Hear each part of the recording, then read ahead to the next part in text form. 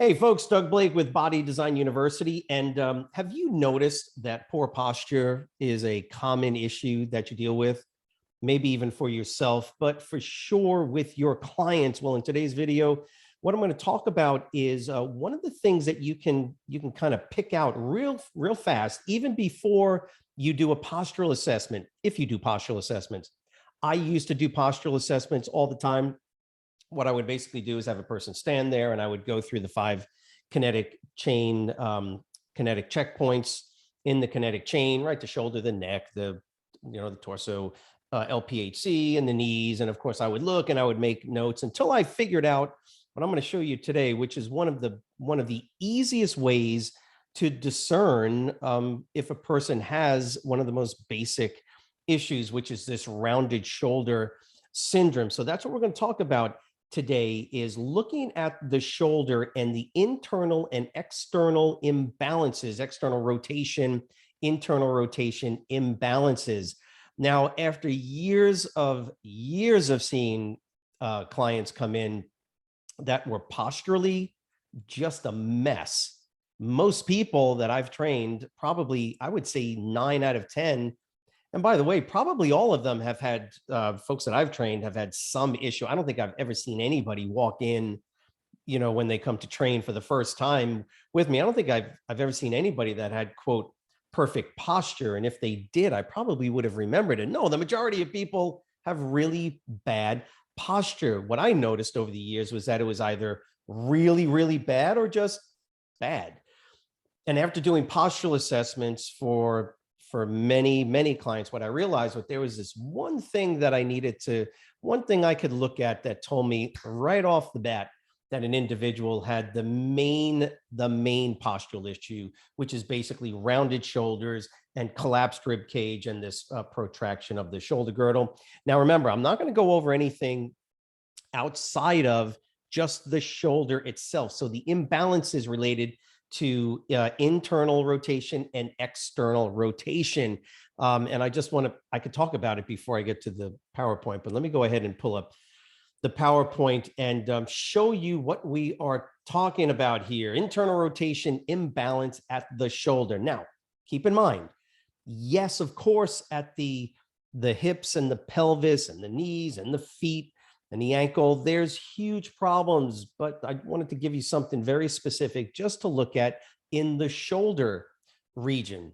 It's quite often overlooked, by the way, just so you know, even in corrective exercise. And so what I have found over the years is when I'm training people, if I look at this one thing, I know right off the bat that an individual has an imbalance in their internal and external rotators. Okay, so we're talking about the muscles that externally rotate the shoulder and those muscles that internally rotate the shoulder. So real quick, what is proper posture? Okay, and I'm going to give you a little picture here. So take a look at this individual. And what I want to do actually is I'm going to draw a little bit here for you because I think it's going to be helpful if I give you some things to consider. Now, we're looking at the individual from the front. Normally, we look at the individual from the side, but for the sake of what we're going to talk about, I want you to look at the individual from the front. From the front, even now, you can notice that if you look at the shoulder, you look at the position of the elbow, and then right here. By the way, this is the key area that we're going to focus on. The issue of strength imbalances when it comes to the shoulder is obviously going to reside in the external and internal rotators located obviously in the shoulder glenohumeral joint and the shoulder, the actual scapular, or what we would consider to be the sort of rotator cuff area of the shoulder. But what I want to go over here with proper posture is to understand that in the lower back, shoulder girdle, head, etc., we know what, quote, proper posture is. If you stand to the side like I do this, what is proper posture, right? It's the head is up, right, sitting properly. The chin is not tucked down, and you've seen the pictures, and you know the standard proper or good posture, right? So the shoulder blade is in line with the ear, is in line with this, and you go all the way down. Well, considering that most people when they walk in to train are generally going to be rounded forward. They're going to have this protraction of the shoulder girdle. We can get a pretty good idea of where the issue is either starting or has manifested itself. And one of the areas that it manifests itself is right here in the internal rotators. I'm just telling you, from years and years of doing this with people, I have found one of the most important things I could do for somebody. Now, look, if they don't have any other pathologies, right, in their lower back or whatever the case is, I can get a good idea just looking at the shoulder, internal, external rotator, that the internal or the external rotators, generally the external rotators, are weak compared to the internal rotators. Well, look, the humeral position is the key, and that's why I want to show you this picture. So take a look and you tell me, what is the difference between this picture and this picture? I'll give you a second. It should be glaring right out at you. What is it? Look at the hands. Look at the hands. Humeral position. Overly internally rotated humerus, right? The upper arm bone. So when we say humeral position, we're talking about the relative internal and externally rotated position of the upper arm. So take a look. So here's what I want you to do. Just for a second, look at this individual. I'm going to draw over here. Take a look at the position of the upper arm there, and then take a look at the position here. Now, it can be pretty subtle depending on the biomechanics and the anatomy of the individual, which is why I always look right here. That's why I always say, and I've been saying this for years, the thumb tells all. You want to talk about a simple, very easy way to get a gauge of somebody's postural issues, problems that they'll have at the shoulder. You look at the hands, okay?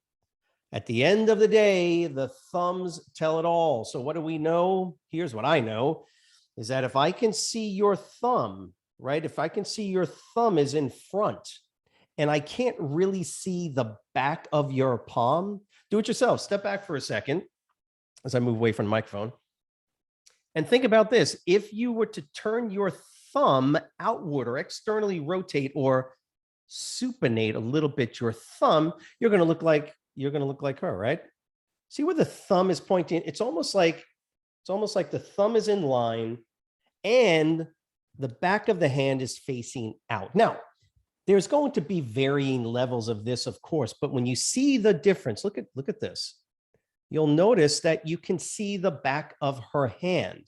When you see this, it is a classic indicator that what's happening.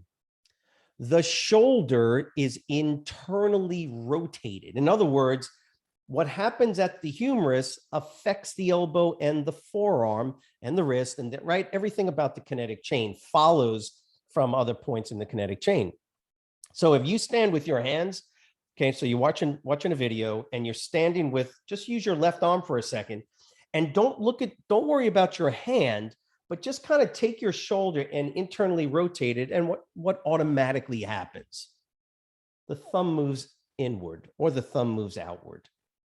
This is kinesiology, it's biomechanics. It's so simple, right? So if we look at, and that's why these two pictures, you got to look at these two pictures and see these. Look, these are exaggerated pictures. Look at the position of the hand. Can you see her thumb? And is it in front? If it is, yes, then that individual probably has a correct, appropriate, healthy balance between the internal and external rotators at the shoulder joint and the shoulder girdle, versus an individual where you can see, to some extent, greater extent or other, where the thumb is, where the hand is actually pronated more, so you can see the back of the hand.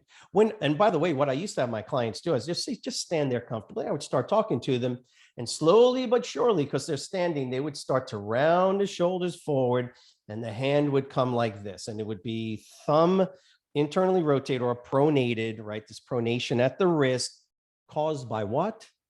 Weak external rotators, and or what we call overactive, stronger, shortened internal rotators. And the thumb tells also. Kind of keep these pictures in mind, okay? Because here's what happens. The X and Y, and when you think about it, it really makes sense. The external rotators are what? The infraspinatus. By the way, if you don't know these, you can, here's a picture. Okay. You can get probably better pictures, but I wanted to get a full grasp of what we're talking about. The infraspinatus and the teres minor are the two. Now, both of these muscles are on the scapula, right? And then insert into the humerus. So as long as the scapula is braced intact by the trapezius muscle, just as a for instance, the shoulder joint, the glenohumeral joint, can move and rotate internally and externally, and internally rotate. Those two guys, those two muscles, and by the way, they ain't strong muscles. This is the problem. Is the only two main. Now, we throw the rear deltoid in there. Yes, it is a fairly effective external rotator, but only when your arm is in a what? Adducted position. When the arm is in an abducted position, it loses a lot of its power as an external rotator. But in a adducted position with your arm at your side, yes, the real deltoid, those fibers of the real deltoid do act and help and assist. But your two main external rotators are the infraspinatus and the teres minor. Again, they're not big, strong, powerful muscles. Guess who they have to fight against? Guess who they have to fight against? These are external rotators. Who do they fight against? The internal rotators. Well, guys, it's not a fair game. It's not a fair game. Look at the muscles that are on this team. That's the way I always looked at it. I always thought to myself, you got two teams. Well, no wonder everybody is internally rotated, aside from poor posture and the collapsing of the rib cage due to low back issues and other over and underactive muscular elements. But what that shows you is that those muscles are aiding and abetting, so to speak, this continued protraction and internal rotation of the humerus. Okay, it's not a fair fight. It's not a fair fight. Why? Because on this team, okay, let me see if I can. On this team are two, and a little bit of this guy, the third one, relatively not very strong muscles that are fighting who? Okay, hang on just 1 second. You do understand that your pecs and your lats are like the largest muscles, most powerful muscles in your torso. It's not a fair fight, ladies and gentlemen. These weak, well, I shouldn't say weak, but comparatively weak external rotators are fighting against very powerful internal. Remember, kinesiologically, what do the pecs do? What do? They adduct, flex, and internally or medially rotate the humerus. They internally rotate the humerus. It's a very strong, obviously it's strong muscle. What about your lats? Okay, well, just take a look at the picture here, right? Look at your picture here. Now the pecs have been faded out on this photo, but your lats, look at all of these guys that are powerfully internally rotating the humerus. Now, of course, they do other things. The lats extend, adduct, extend, and internally or medially rotate. So it's very important to get this. The teres major, look, we're just adding insult to injury. And now on top of that, the anterior fibers of the deltoid, or the clavicular, what we call the clavicular fibers of the deltoid, they also help. It's not a fair fight. It's not like you need to remember all this. Just remember your pecs and your lats. You know, I think you can throw your subscapularis in there, right? Okay. All I'm saying is that it's not a fair fight when it comes to who wins the internal external rotational battle. And by the way, the more you train the pecs, and you ever notice how you see this, I'm sure, in the gym or health club, you see how bodybuilders, guys that are very powerful with very large pecs and delts, how do they normally stand, right? They stand with an internal, look at their thumbs. Okay. Stop looking at the torso. I look at their thumbs. And I go, well, of course, by the way, this is no joke. That's how you get shoulder injuries. This is how it happens, ladies and gentlemen. Those external rotators, they lengthen and they weaken, and they cannot fight against these powerful internal rotators. And both the lats and the pecs are pulling and causing additional issues are related to this, but they're aiding and abetting this protraction and dropping of the rib cage. So, whew, with all of that said and done, what do we do? What do? You got to train the external rotators in an abducted. Okay, now what do I mean by abducted? The arm is at the side, you bend the elbow. Now, in this picture, obviously we're using bands, which is fine. By the way, holding a dumbbell, I've seen this. I'm not really sure how this even makes any sense. But if you're holding a dumbbell and going like this, are you training your external rotators? Well, of course not, because where's the line of force? Straight down. You're training your biceps because the line of force is straight down. So you don't hold two dumbbells and go like this, ladies and gentlemen. The line of force has to oppose the pull. So the line of force has to cross the body this way. I like to use a cable machine. You know, the cable machines where you can adjust the pulley component of it. That's the one that I like. Bands are perfect as well. Here's the recommendation. And by the way, you'll notice that here's the key though. He's got to keep his elbow tucked in. Okay. And that's why you see this, you know, when I first pulled this picture, I was actually impressed. This is one of the best things you can do, is to put a towel or something and you hold it in there. And that ensures that when you're externally rotating, you're not lifting the elbow out to the side. You don't want to do that. You got to keep the elbow tucked into the side. Here is the key to both abducted external rotation training and adducted external rotation training, is you've got to use a very, very light to moderate resistance. I have always, when I've trained these muscles, is I've always tried to maintain my rep count 12 at the least, anywhere from 12 to 15 to 20. Why? Because I'm trying to train muscle endurance. Trust me, your infraspinatus, teres minor, they will get strong. They will effectively oppose those strong internal rotators. I'll tell you this, the bodybuilders and powerlifters that I've trained over the years, when I have them doing external rotation training, significantly changed their powerlifting and their bodybuilding game. Totally changed it. Why? Because now the shoulder, the balancing of internal and external rotational forces become more balanced, and the pecs and the lats and the delts they actually can train more effectively and train heavier. Not only that, but just the range of motion. Man, I've seen some guys with they're just a mess. The shoulders are a mess because they're not training. They don't train their external rotators. If you do any type of training on your pecs and your lats, you should be doing at least one. That's the other thing, is I do mainly one, sometimes two. I don't really try to do too much. Those are small muscles. Don't want to overwork them too much.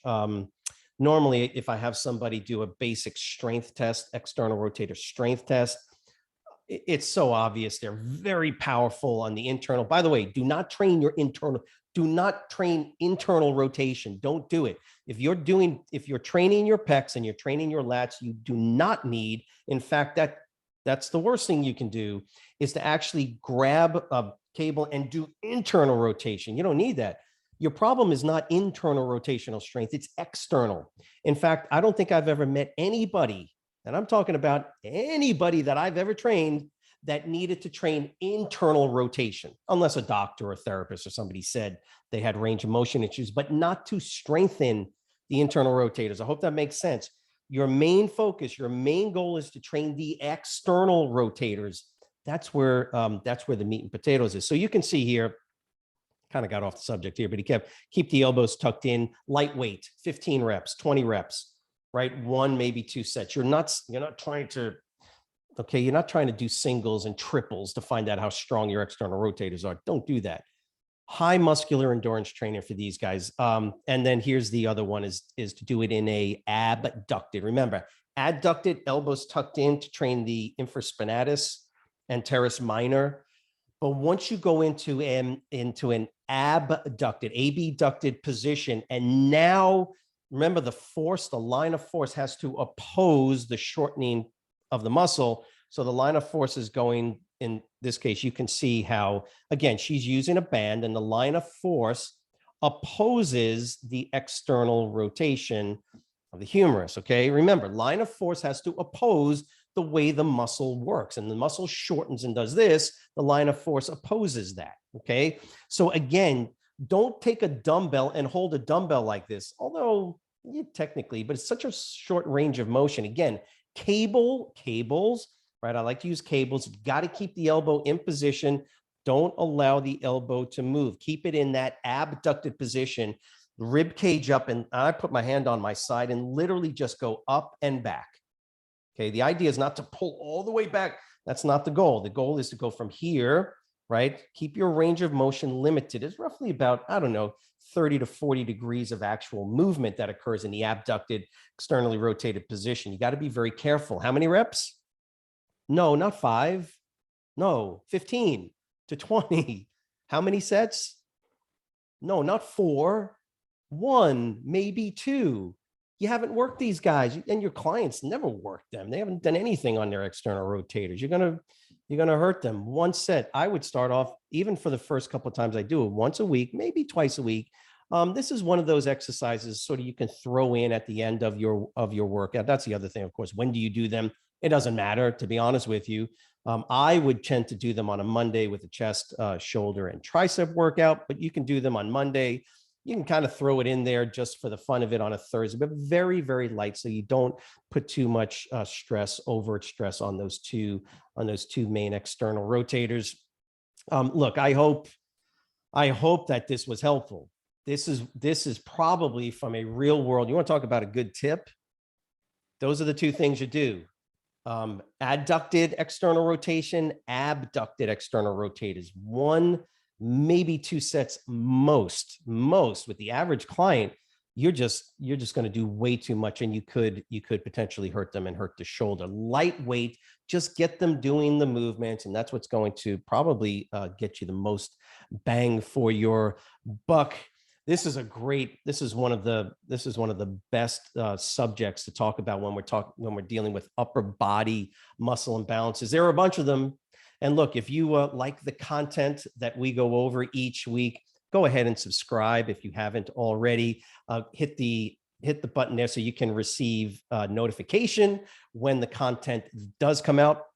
The other thing that is really, really important is that you let us know any other subjects that are of interest to you. If you've got comments, put them below. Of course, we love to hear from all of our students.